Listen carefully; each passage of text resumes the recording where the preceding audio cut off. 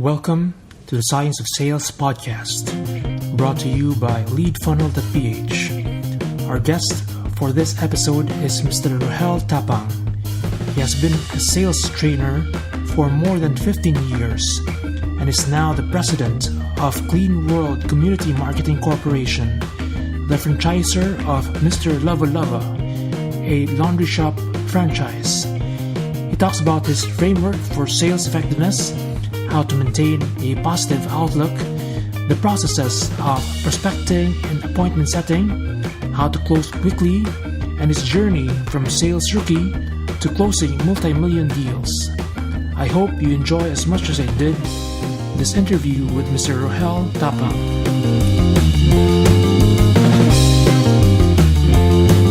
Hello everyone, our guest for today is Mr. Rogel Tapang.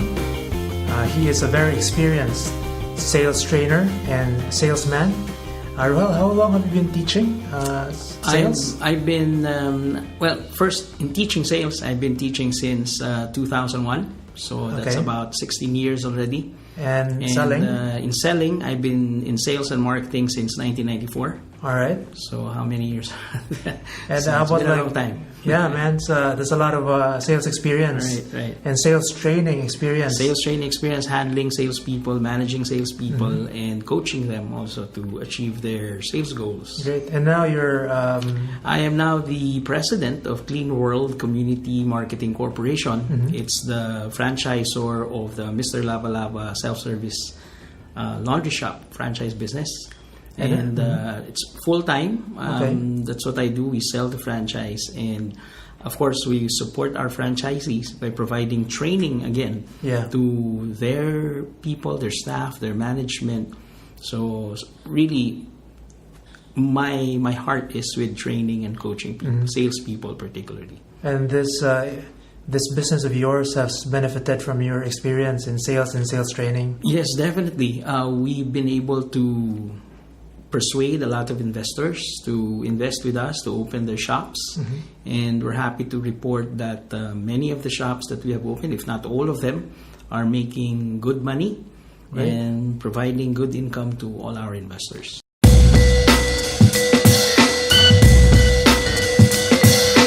Great. So Rogel, so I want to start from the very beginning. It's like for a person who just started in sales, what would he or she need to learn to be effective?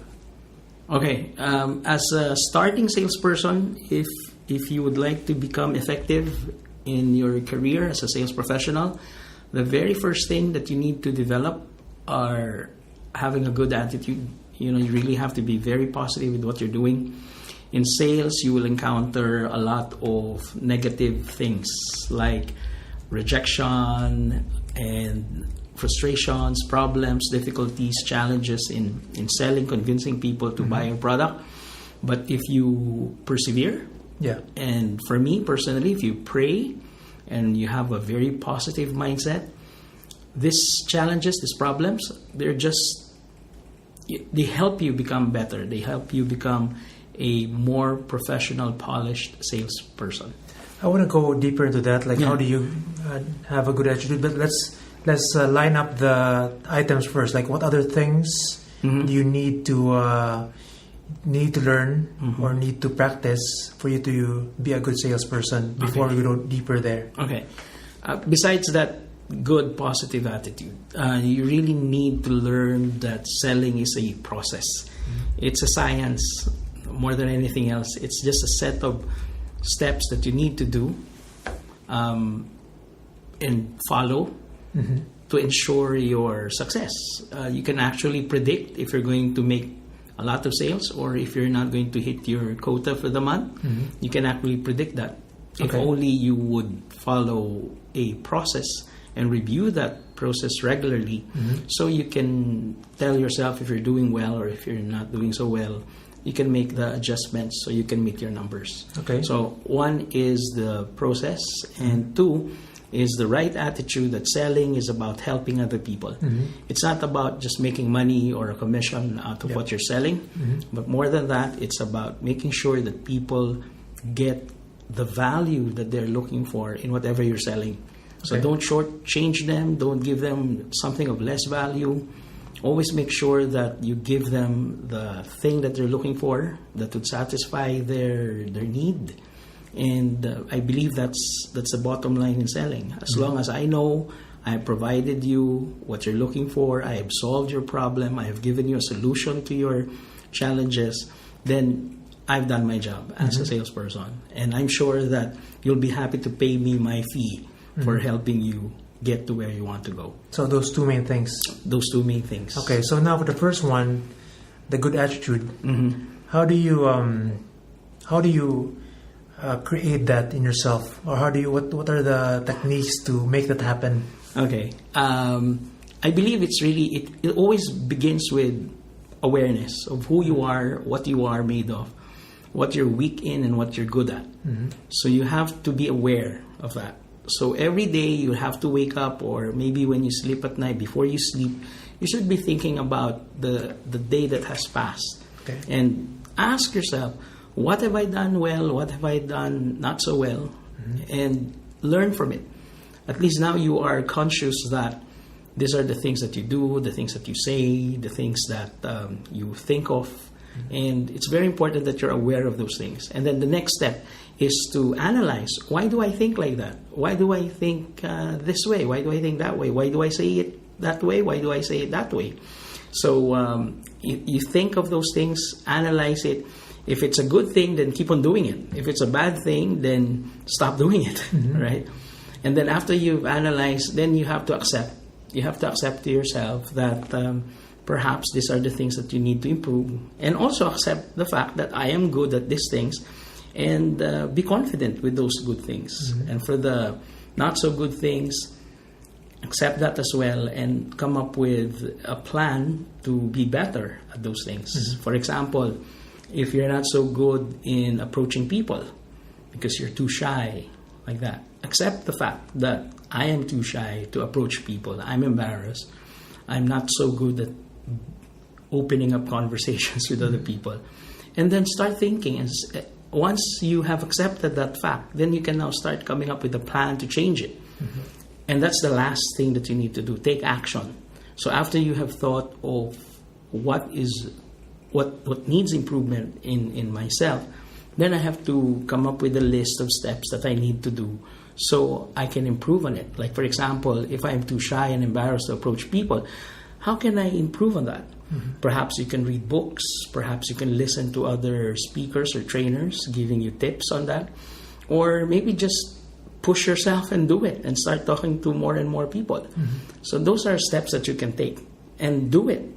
And by just doing it, eventually you'll realize that I'm no longer embarrassed, I'm no longer shy, I'm a bit more confident. Day by day, you become better. So I guess that's how you improve that attitude. First step, be aware of it. Second step, analyze what makes you like that, whether good or bad. Third, accept the responsibility that I have to change the things I need to change, and accept also that I'm good at certain things to build your confidence. And finally, take action on the things that you need to improve on. And those 4 steps, I believe, will give you that right positive attitude all the time. Those are the things you need to do. Right. And to add to that, because I've also applied some of these things in the past year. Okay. And because I think your customers notice if you are in a good mood or a bad mood. Okay. So how do you get into a good mood? All the time, or when you're in front of customers? Or like every day. So what I do, and I copied this from this guy named Tim Ferriss. Okay. So every day in the morning, I list down 3 things that I'm thankful for. Oh, that's right. So if you're grateful, very simple things like, the weather's good, my loved ones are healthy, Right. and then I have an opportunity today to sell. With that, you suddenly change of mindset. Yeah, it's change of mindset, and you're just in a better mood. That's true. I agree. Yeah, and it's helpful not only for professional selling, but also in life. In general, yes. You're less cranky when you're dealing with people. Correct. And the other one is I haven't tried this yet, but I read it recently. It seems to be working for people. Is to think of someone whether you know this person or some random guy in the street, and then to desire their happiness. Desire their You happiness. really Okay. desire the happiness of this person. Okay. And, they say, I haven't tried it yet really. But, I guess you do it with your loved ones, But guess, you think about that, they say it also puts you in the very In positive a good mood. in a positive mood. I So agree. I think that's the... Thankfulness, gratefulness is one of the things that makes you feel good. Yep. All right, that's true. It makes you more effective as a person who sales is a lot of relationships, and if you're positive, that's more effective. And another thing I guess is doing, overthinking. What I mean is sometimes when we're feeling really low, our brains are really frustrated and our feelings are really low. Do something that is actual, maybe you smile, you laugh, you move around, you dance, you jump up and down, because your brain affects your body.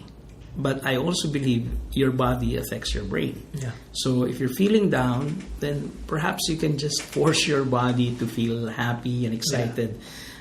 Start to really stretch and make you feel good, and then that affects your brain after a while, and your brain actually starts feeling good as well. That's the reason that many people who exercise, they say that at the beginning, I don't like to go to the gym and exercise. But after a while, when I force myself and I start doing it, things change. My mind change. I feel good. Suddenly, I'm thankful that I went to the gym and forced myself to do it, because of the activity itself affecting my mindset. I feel much more positive. Yeah, I know. I've heard of a scientific study, where they looked at the brain imaging of people who exercise. have just a confident pose, like your chest out. Standing it's like straight, you're posing like a superhero. Yes. And they say if you do that before like a talk or something, makes you then more confident. It makes you more confident. Your brain thinks that you are really confident after your body is like in a confident pose. Correct. So there might be some truth in that. And also, you've heard this advice that when you're talking over the phone, you smile. Correct. Because that smile transmits in your voice, something like that. The line, even if they don't see you. Right. They know that you're smiling. Correct. Cool. And so first is a good attitude. Second is the process. Yeah. So what tips could you give for the process? Well, every sales professional needs to follow the steps of selling.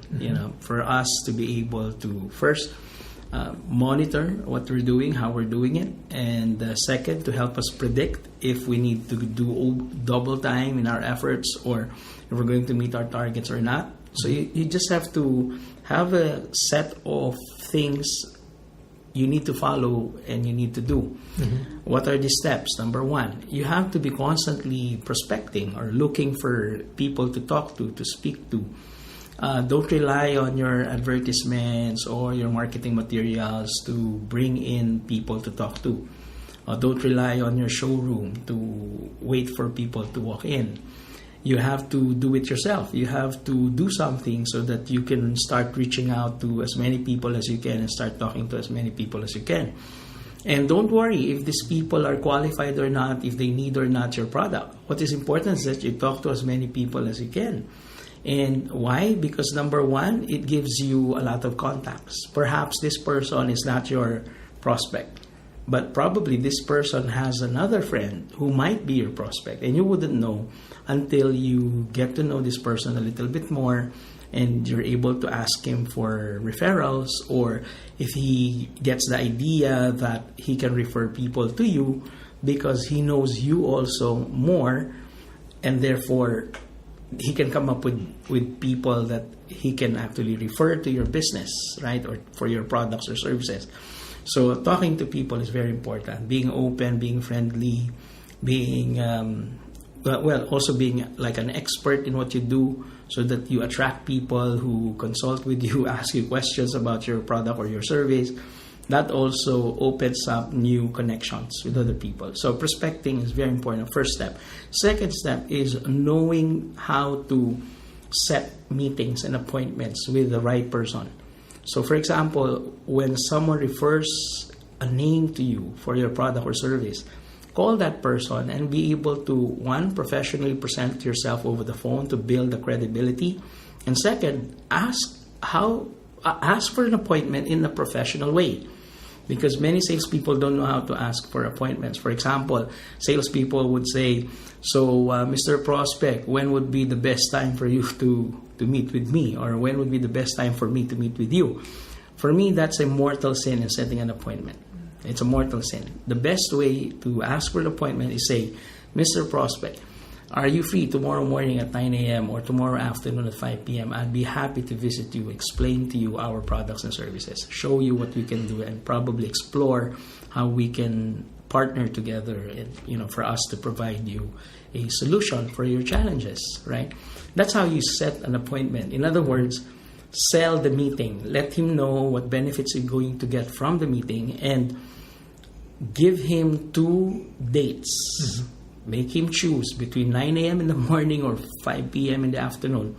Don't just say, when are you free?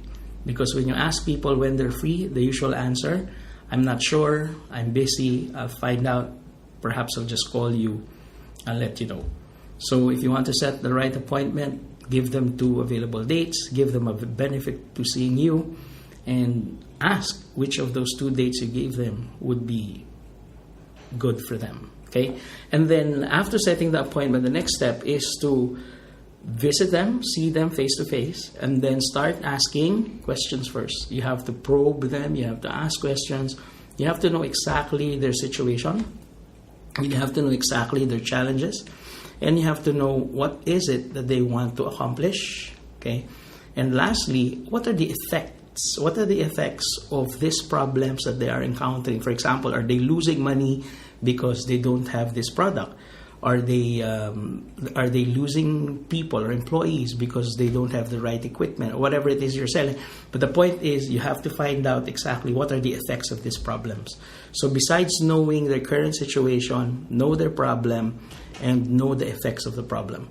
If you know the effects of the problem, when you present to them, which is the next step, after you interview, then you present.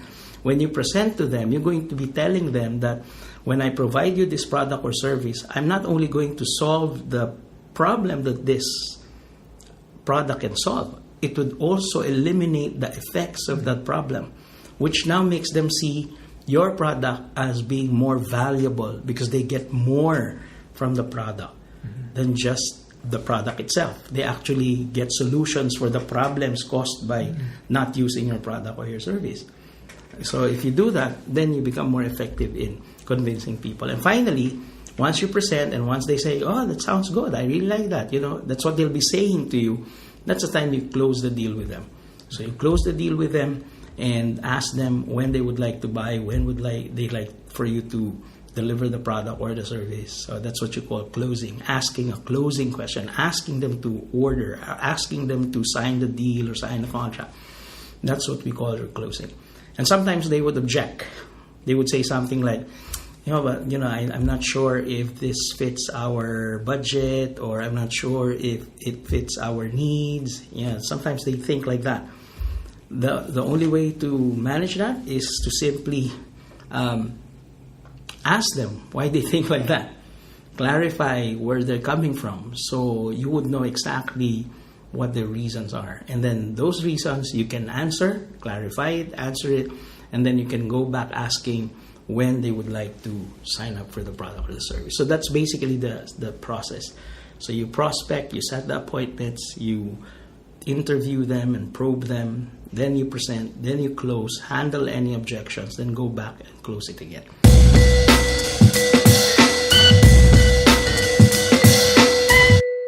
I'd like to go deeper into this closing deals quickly. What would you suggest? What are the techniques or how could we go deeper into this? Quickly? Yeah. Closing deals quickly happens when you have a very deep understanding of the needs of the customer. You truly understand what's happening to them, what they want to do, what they want to happen, where they want to go. If you have a very deep understanding of that, when you approach them and you talk to them about their situation and they really relate to you and say, that's exactly how we're feeling, that's exactly the problems that we're encountering. So what's your solution? Well, how can you solve it for us? And then you tell them how you can solve it to them and get their buy-in to the solution. Then it will be easier for them to make a decision on it because they see themselves using your product or service to solve their problem or difficulty.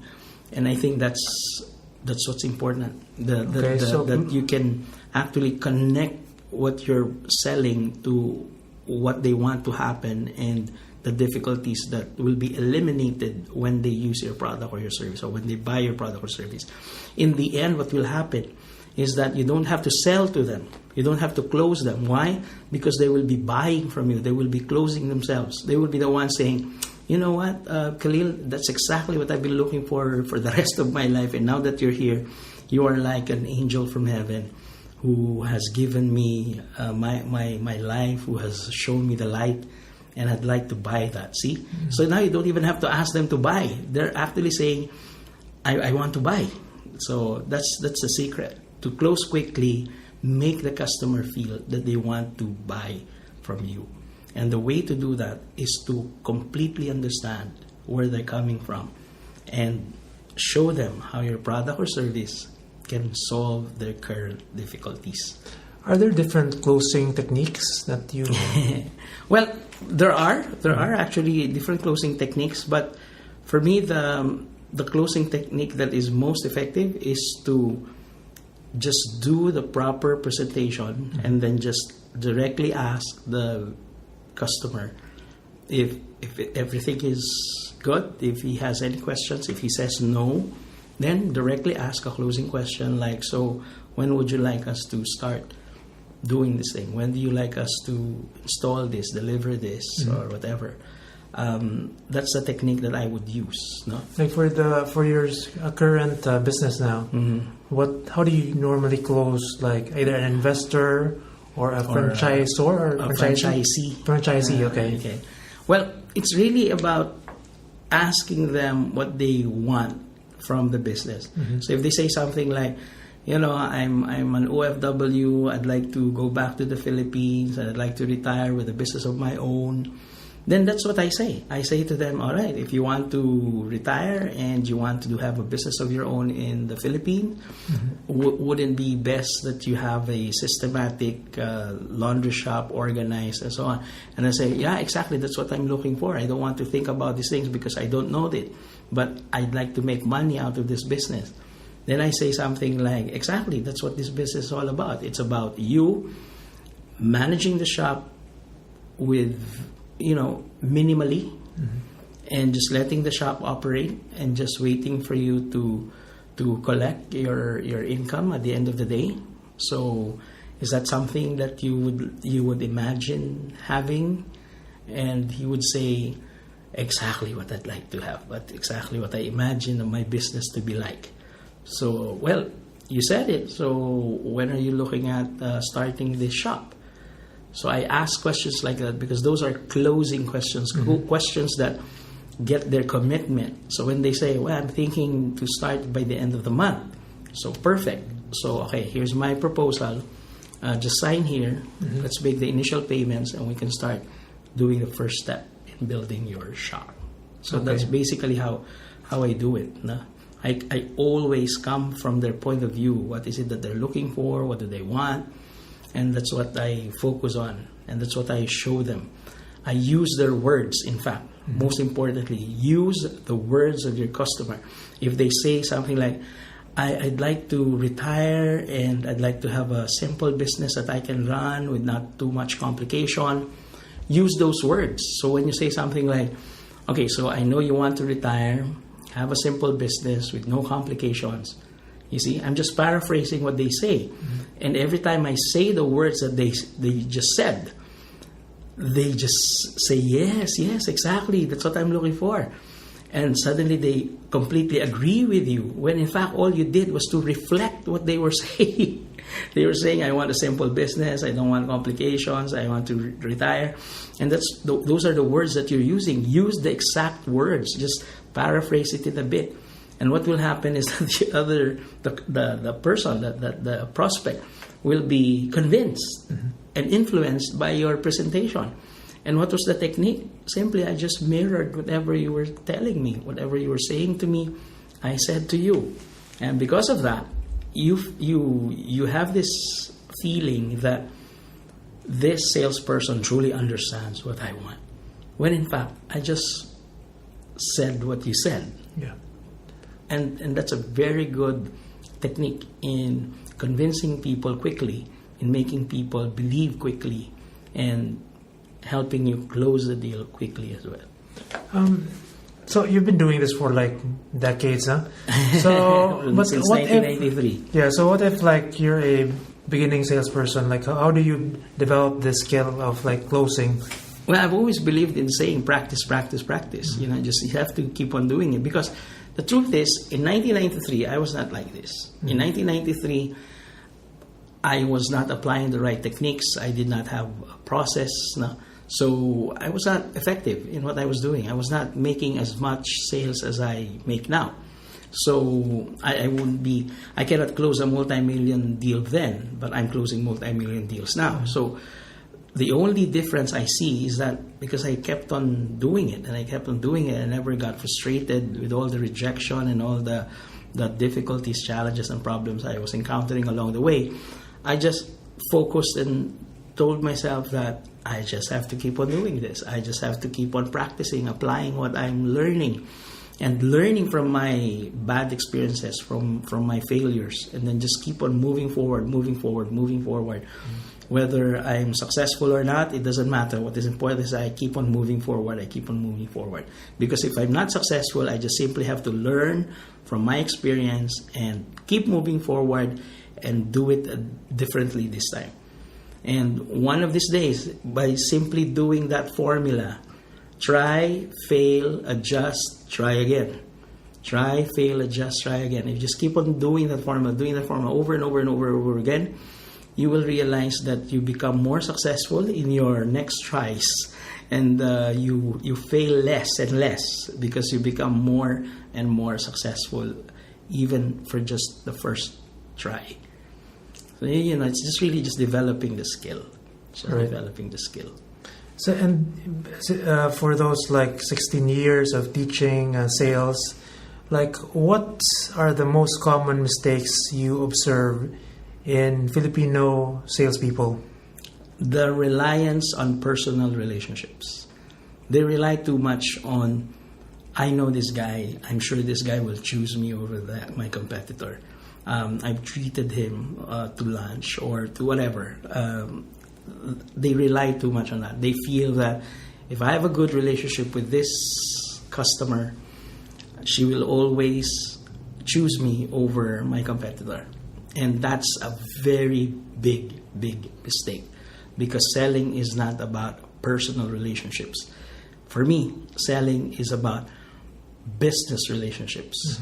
Because at the end of the day, it's not how well they know you, but how well they know how your product can help them solve their problems and difficulties. In other words, at the end of the day, we could be friends, but when we're in the marketplace, I have a business problem I need to solve. So if you're a good friend, we could be friends after business hours, right? But if I need a product or a solution or a service to solve my problem, I have to look at that product, service, or solution instead of simply the person selling it. And not too many Filipinos would say, "Oh, that's not true. It's always the personal touch. It's always the getting." I'm not saying it's not important. It is important. Your personal connection with a prospect is important. What I'm just saying is, you have to make sure you add your business expertise, you add your insights to that relationship. Because if you would simply rely on it, I think you're making a big mistake. Because most of the time, even a good friend would not buy something from you if he doesn't need it. right? For example, if you're tired of your watch already and you want to sell it, even if you go to your friend and say, "I'd like to sell this watch to you," and he never wears a watch his whole life, he would probably say, "I don't like a watch." No? Even if you're a good friend, probably you will not buy it from your friend. See, so it's not about the friendship. And I think that's the biggest mistake that Filipinos make. Filipino sales professionals make, is relying too much on their personal relationship with their client. All right. Okay. And then, I learned sales starting with like reading books and blogs, mostly from the US. Of course. Is there a difference in actual sales here in the Philippines and what you read from those books and blogs? The difference is not more on the process. The process is the same. It's really more on the cultural traits of Filipino customers. So you have to understand them a little bit more. The cultural differences we have with Westerners is that, going back to that personal connection, even the customer wants to deal with salespeople who they feel they can approach, they can easily talk to. That's how many customers feel. However, as a salesperson, as I've said already, is that let's not rely too much on that. Even if the customer feels like, let's be friends so that I can get some special discounts from you, the sales professional should not rely on that too much. Okay, so to answer your question, the difference between, it's really the kind of thinking that most customers in the Philippines have, which is, I'd rather buy from people I know, or people I trust, people that are close to me, people who are referrals by a friend of mine. I think that's one thing that is different with us. No? In other countries, they don't care who you really are, what you do in your personal life. I just need my solution. If you have it, I'll buy it. That's how they think. In the Philippines, I think it's a little more complicated because you have to consider the personal feelings of your customers. And I think no Western book actually addresses that feeling by Filipino consumers or Filipino buyers. So I think that's the main difference. Now, as a sales professional, you have to understand it. You have to use it to your advantage, but do not overuse it in the sense that you become comfortable with your selling simply because you know this person or this person knows you. You have to do your homework. You still have to do your homework. You still have to be an expert in what you do. You still have to provide this customer with insights. And I think that's the big difference. You just have to consider the feelings, but at the end of the day, you also have to make sure that you provide them the necessary solution to their problems and difficulties. Right. That's at the end of the day.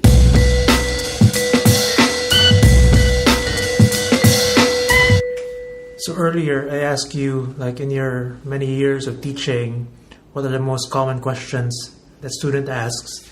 And well, this question you mentioned is like, I guess all salespeople want to ask this, like, how do I sell more? So how do you answer that? How do you sell more? First, establish the process. Make it a habit to follow the prospecting, the setting the right appointment, asking your prospect properly, presenting a solution, and closing it. Follow that process and do it quickly. Prospect, set appointments, present, close. So, to sell more, you have to do that quickly. That's one way. Another way is to look at the quality of the prospects that you deal with. For example, if you're selling a product that can be sold wholesale, in other words, the product or service I'm selling can be sold in the millions, then probably it would be better for you to look for a person who can buy 1 million of it instead of a person who can only buy 10 units or 100 units of it. Because if you spend the time to find the right person who can buy a lot more, then definitely you could be selling more in less time. So 2 ways of approaching it. Be quick in doing your sales process so that you can talk to more people, qualify more people. In other words, go for quantity over quality, or you can go for quality over quantity. If you would ask me personally, I would rather go for quality over quantity. I don't want to tire myself, stress myself, talking to so many people who can only buy so little each. I'd rather talk to just a few people who can buy so much each. So the effort and the stress is a lot less with that, and yet you sell more. So I think those are the 2 things that you should consider, depending on your product, your service, your industry. But those are the 2 ways to sell more. Either be quick at it or look for big prospects who can buy a lot more and talk to those people. Right. 2 ways. And then the other question you mentioned that a lot of salespeople ask you in your training is like, how do you deal with difficult customers? Difficult customers. For me, 2 things. 1, be patient and persevere. And 2, pray. By the way, what's an example of a difficult customer? A sample of a difficult customer, for example, is a customer who was demanding. For example, he would always want more freebies. He would always want more discounts. He would always want more of this, more of that, less of this, less of that.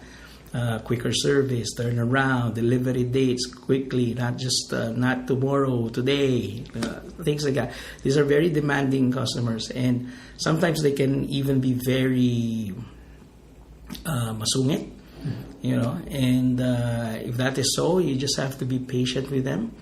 You have to increase your EQ levels and be more patient and persevering.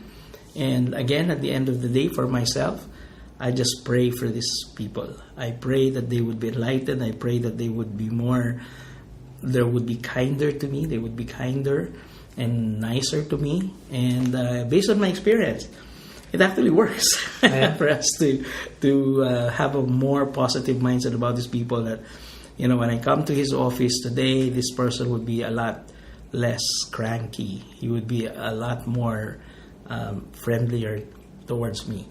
And I don't know, maybe it's the way we look at things, that changes the mood or the attitude of other people.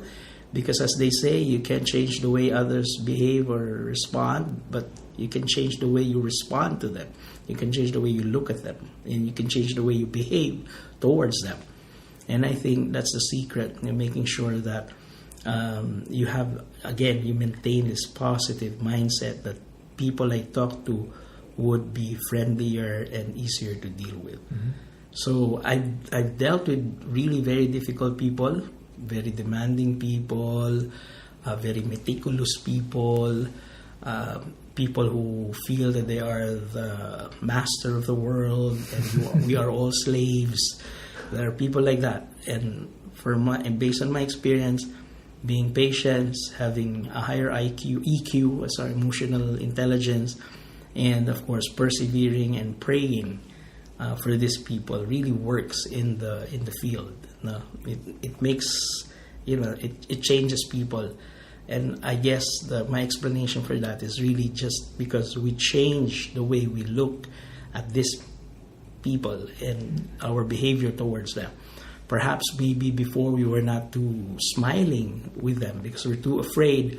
We have a poker face when we face them, but because you change your mindset, you start to smile a little bit more, and they see the smile, and they get infected with your positivity and your smile, and they begin to open up and become a little bit more kinder to you. So these things happen, and I believe you can overcome these types of people. Yeah. This must be super qualified customers, since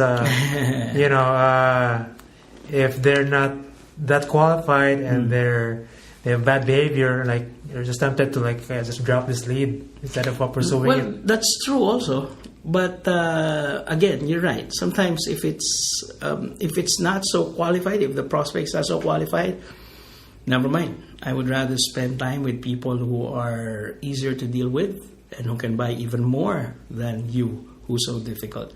The truth is also, again, based on experience, most of the difficult customers are the ones who buy less. And the people who really buy more are the friendlier ones, the ones who are easier to deal with. So based on experience, that majority of those who are cranky and difficult to deal with actually buy less than those who are friendlier, easier to deal with. Okay. So if you see a prospect who's difficult to deal with, probably you're right, you have to qualify and ask yourself, is it worth my stress to deal with this guy and continue pursuing our relationship?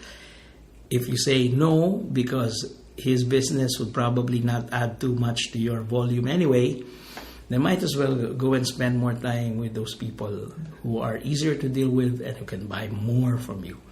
So, the world is full of, people who are like that. But sometimes if you have no choice, then... Well, if you don't have the choice, do what I say and just be patient, persevere, keep on praying, and most of the time, it changes the way they behave towards you.